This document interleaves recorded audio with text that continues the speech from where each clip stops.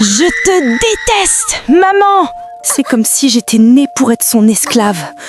Ne sors pas, lave les plats, nettoie la maison, travaille tes leçons, tais-toi. Chaque jour, c'était la même chose. Je me levais à 6h30, maman était déjà debout depuis longtemps. J'entendais l'eau couler dans l'évier, le bruit des assiettes qu'elle lavait, l'odeur du café qu'elle préparait uniquement pour moi. Je devais faire mon lit parfaitement, ranger ma chambre, passer un coup d'aspirateur avant même de m'asseoir pour déjeuner. Ensuite seulement, je pouvais réviser. Mes doigts tremblaient parfois sur le crayon, tant la fatigue pesait déjà sur mes épaules. Mais je n'avais pas le droit de me plaindre.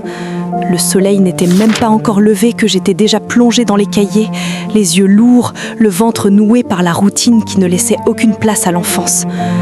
Je voyais les autres filles de mon âge rire dans la cour, parler de leur week-end au cinéma, se faire belles, poster des photos, vivre. Elles sortaient après les cours, allaient au centre commercial, restaient des heures au téléphone avec leurs amis, échangeaient des secrets, essayaient de vêtements qu'elles n'achetaient même pas, rêvaient à voix haute de garçons et de voyages. Leur vie semblait légère, colorée, remplie de petits bonheurs que je ne faisais qu'imaginer en les observant de loin, comme à travers une vitre épaisse qui me séparait du monde. Moi, j'étais coincée entre les casseroles et les cahiers. Le soir, en rentrant, l'odeur de la maison était toujours la même. Un mélange de produits vaisselle, de soupe qui mijotait et de livres ouverts. Dès que je franchissais la porte, c'étaient les mêmes ordres. Enlève tes chaussures, lave les plats, fais tes devoirs. Ne traîne pas. Pas de bonjour, pas de comment s'est passée ta journée, juste les tâches. Mes chaussures restaient alignées parfaitement dans l'entrée, comme si même elles n'avaient pas le droit de désobéir. Je posais mon sac, enfilais mon tablier usé et je me mettais devant l'évier, les mains plongées dans l'eau chaude qui rougissait ma peau déjà abîmée par les corvées répétées. Pendant que je frottais, je fixais la fenêtre embuée et je me demandais combien de temps encore je pourrais supporter cette prison invisible. Même quand j'étais malade, fiévreuse, la gorge en feu, le corps tremblant, elle entrait dans ma chambre et disait d'une voix ferme « Ce n'est pas la mort, debout, tu as des contrôles cette semaine ». Je la suppliais des yeux, les paupières lourdes, le front brûlant. Elle ne cédait jamais. Elle posait un verre d'eau et un médicament sur la table de nuit, puis repartait sans un mot de plus, refermant doucement la porte comme si la tendresse risquait de tout briser. Je restais allongée, les larmes coulant sur mes joues chaudes, écoutant ses pas s'éloigner dans le couloir. Parfois, je toussais si fort que j'en avais mal au ventre, mais je finissais par me lever, titubante, pour aller réviser à la table de la cuisine, sous son regard silencieux qui ne laissait aucune place à la faiblesse. Je n'étais jamais assez bien. Si j'avais 16/20, elle regardait la copie et demandait pourquoi ce n'était pas 18. En pointant du doigt les fautes que je n'avais pas vues, sa voix calme mais tranchante comme une lame. Si j'avais 18, elle disait que j'aurais pu avoir 20, en ajoutant que les meilleures places au lycée se jouaient sur ces petits détails. Si je réussissais quelque chose, elle disait simplement que c'était normal, que j'étais capable, sans jamais un sourire qui aurait pu réchauffer mon cœur. Jamais un « je suis fière de toi », jamais un câlin, jamais un moment où elle s'asseyait à côté de moi juste pour parler, pour me demander ce que j'aimais vraiment, ce qui me faisait rêver au-delà des notes et des corvées. Les soirées s'étiraient en silence, seulement rythmées par le bruit de la vaisselle et le grattement de mon stylo sur le papier. Je pensais qu'elle me haïssait. Avec le temps, je me suis mise à la haïr aussi. La haine grandissait en moi comme une plante sauvage, envahissant chaque pensée, chaque respiration. Je lui criais parfois, les larmes aux yeux « Tu veux que je sois parfaite, mais tu m'aimes même pas. Regarde-toi, tu ne me touches jamais, tu ne me dis jamais que tu m'aimes, tu ne fais que donner des ordres. » Ma voix résonnait dans l'appartement, aiguë, brisée par la rage accumulée. Elle ne répondait rien. Elle se contentait de me regarder, froide, les mains encore mouillées par la vaisselle, les yeux impassibles comme un lac gelé. Puis elle tournait les talons et retournait à ce qu'elle faisait, le dos droit, sans un soupir, sans une explication. Ce silence me faisait plus mal que des gifles. Un soir, j'ai cassé une assiette exprès devant elle.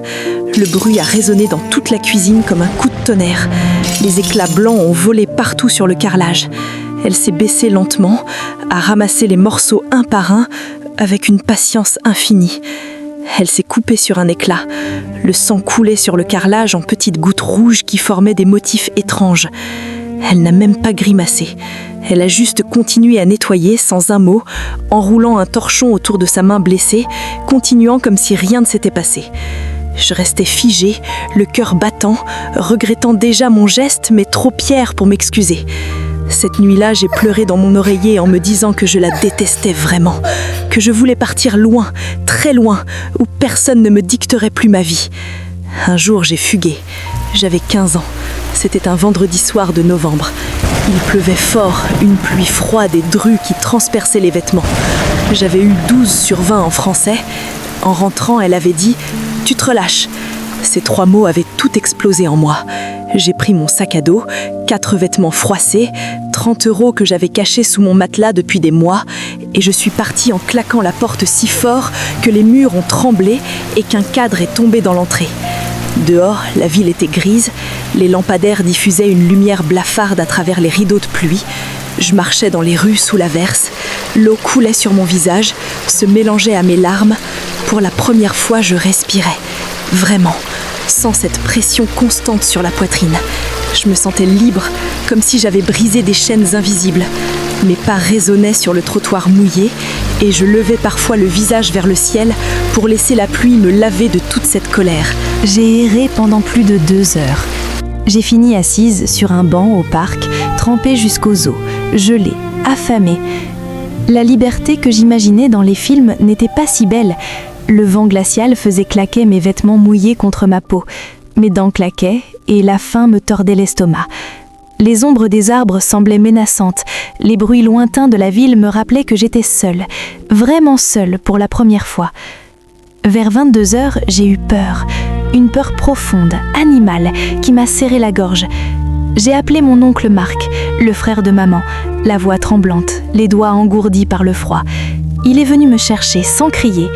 Il m'a emmenée dans un petit café encore ouvert, aux lumières chaudes et aux vitres embuées, et m'a commandé un chocolat chaud avec de la chantilly qui fondait lentement. C'est là, devant la tasse fumante qui réchauffait mes mains gelées, qu'il m'a tout raconté, d'une voix basse et douce, comme s'il avait peur de briser quelque chose en moi.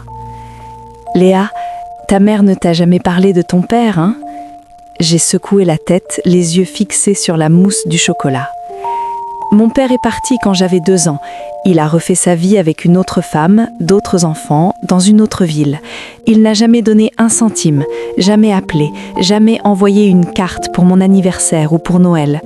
Maman est restée seule à 24 ans, avec une petite fille qui ne comprenait rien, un loyer à payer, des dettes qui s'accumulaient comme des nuages noirs. Elle travaillait comme aide-soignante de nuit, mal payée, avec des horaires impossibles, des patients parfois agressifs, des nuits sans sommeil.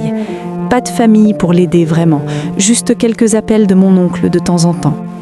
Mon oncle a continué doucement en remuant son café. Elle a refusé toutes les propositions. Il y avait un médecin qui voulait l'épouser, un homme stable avec une bonne situation, une maison, une vie plus facile. Elle a dit non. Elle disait qu'elle n'avait pas le temps, que tu avais besoin d'elle, que tu ne devais manquer de rien, que ton avenir passait avant tout. Elle a continué à travailler double, à économiser chaque euro, à se priver de tout pour que tu aies des cahiers neufs, des vêtements corrects, des cours particuliers quand tu en avais besoin. Il m'a parlé des choses que je n'avais jamais vues, des détails minuscules qui reconstruisaient tout mon monde. Les matins où elle se levait à 4h30 pour préparer mes repas de la semaine parce qu'elle travaillait la nuit et ne voulait pas que je mange n'importe quoi, des Tupperware alignés dans le frigo avec des étiquettes écrites de sa main, les soirs où elle ne touchait presque pas à son assiette. « J'ai déjà mangé au travail », disait-elle. En réalité, elle laissait la plus grosse part pour moi, se contentant de pain et d'un yaourt pour finir la journée. Les vêtements qu'elle portait pendant des années, usés, reprisés 10 fois, pendant qu'elle m'achetait des chaussures neuves tous les 6 mois pour que je ne sois pas complexée à l'école, pour que je puisse courir avec les autres sans honte. Les nuits où elle pleurait en silence dans la salle de bain, pensant que je dormais, après avoir reçu une lettre de rappel pour les factures, le visage enfoui dans une serviette pour étouffer les sanglots. Et surtout, ses silences, sa dureté, sa froideur apparente. Elle ne savait pas dire autrement ce qu'elle ressentait, parce que dans sa propre famille, on ne parlait pas d'émotions. On travaillait, on survivait, on serrait les dents. Elle ne sait pas dire « je t'aime, Léa ». Sa propre mère était dure avec elle, froide, exigeante. Elle reproduit ce qu'elle connaît, même si elle a juré de faire mieux pour toi. Mais tout ce qu'elle fait, chaque ordre, chaque exigence, chaque sacrifice invisible, c'est sa façon à elle de t'aimer.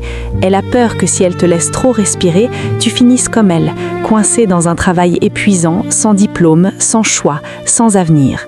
Elle veut que tu sois libre, même si ça te fait mal aujourd'hui, même si tu la détestes pour ça.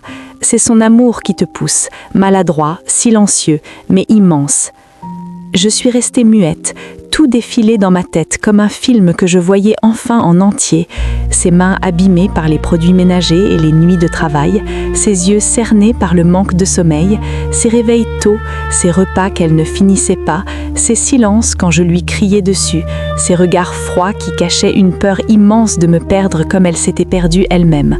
Ce que je croyais être de la haine, c'était de l'amour, un amour maladroit, un amour silencieux, mais un amour immense, construit sur des renoncements quotidiens, sur des larmes cachées, sur une volonté de faire pour que je ne connaisse pas la même vie qu'elle. Je suis rentrée en courant sous la pluie, le cœur battant à tout rompre, mes chaussures faisant des bruits de succion dans les flaques. Il était presque minuit, la lumière de la cuisine était encore allumée, faible et jaune. Maman était assise à table, le visage dans les mains. Ses épaules tremblaient légèrement. Pour la première fois de ma vie, je voyais ma mère pleurer, vraiment pleurer, sans retenue, les larmes coulant entre ses doigts abîmés. Elle semblait si petite, si fragile, elle qui avait toujours été une forteresse. Je me suis arrêtée sur le seuil, trempée, le cœur serré à m'étouffer. « Maman !» Elle a relevé la tête lentement. Ses yeux étaient rouges, gonflés, pleins d'une douleur que je n'avais jamais remarquée. Elle n'a rien dit, comme toujours, mais son regard parlait pour elle. Je me suis approchée lentement, les vêtements goûtant sur le sol. « Pardon, maman, je ne savais pas, je ne savais rien du tout. » Ma voix s'est brisée en 1000 parties, comme l'assiette que j'avais cassée. Elle s'est levée avec difficulté, comme si le poids de toutes ces années pesait sur ses épaules. Pour la première fois depuis longtemps, elle a ouvert les bras, timidement d'abord, puis plus largement. Je me suis jetée contre elle. Elle m'a serré fort, très fort. Ses mains tremblaient dans mon dos, mouillant mon pull déjà trempé. Je sentais son cœur battre vite contre le mien, rapide, irrégulier, comme s'il voulait rattraper tout le temps perdu. Son odeur familière de café et de savon m'enveloppait, et pour la première fois, elle n'était plus oppressante, mais réconfortante. Elle m'a murmuré d'une voix rauque, presque cassée, comme si les mots sortaient d'un endroit très profond qu'elle avait gardé fermé pendant des années. « Ma petite !» On est resté comme ça longtemps, enlacés au milieu de la cuisine. La pluie tapait contre la fenêtre avec force, mais le silence n'était plus lourd. Il était plein de choses non dites, de pardon, de compréhension nouvelle. Nos respirations se sont calmées peu à peu, et je sentais ces larmes chaudes se mélanger à l'eau de pluie sur mon épaule. Après cette nuit, les choses ont changé, lentement, comme une fleur qui s'ouvre après un long hiver. Maman est toujours exigeante. Elle continue de me pousser, de vérifier mes devoirs, de me réveiller tôt, de me rappeler que rien n'est jamais acquis. Mais maintenant, je vois les petits gestes qui étaient là depuis toujours, invisibles à mes yeux d'enfant en colère. Le goûter qu'elle me prépare encore quand je révise tard, avec des fruits coupés et un yaourt posé discrètement sur mon bureau. Les soirs où elle ne touchait presque pas à son assiette. « Tu as bien travaillé », glisse-t-elle parfois, maladroitement en détournant le regard, comme si les mots lui brûlaient la langue. La façon dont elle me regarde quand je m'endors sur le canapé, un plaid qu'elle vient poser doucement sur moi sans me réveiller. Elle ne devient pas soudainement câline ou bavarde, mais ses silences ont changé de couleur. Ils sont plus doux, plus protecteurs. Un soir, je lui ai demandé, en l'aidant à essuyer la vaisselle côte à côte, « Pourquoi tu ne m'as jamais rien dit, tout ce que tu as sacrifié ?» Elle a haussé les épaules, un petit sourire triste aux lèvres, en continuant à frotter une assiette avec application. Parce que ce n'est pas important. L'important, c'est que toi, tu réussisses, que tu sois heureuse, que tu ne vives pas ce que j'ai vécu. Les sacrifices, on ne les raconte pas, on les fait, c'est tout. Aujourd'hui, quand je vois une maman trop exigeante, trop stricte, trop silencieuse, je ne juge plus. Je pense à ma mère, à ses mains abîmées, à ses nuits sans sommeil, à son amour qui ne savait pas se dire avec des mots, mais qui se criait à travers chaque geste quotidien. Si tu as une maman comme ça, n'oublie pas, c'est souvent celle qui t'aime le plus qui te pousse le plus loin, même si leur amour est maladroit, même s'il est silencieux, même s'il fait mal parfois. Il est immense, construit pierre par pierre, jour après jour, pour que tu puisses un jour voler de tes propres ailes sans jamais connaître la cage qu'elle a connue.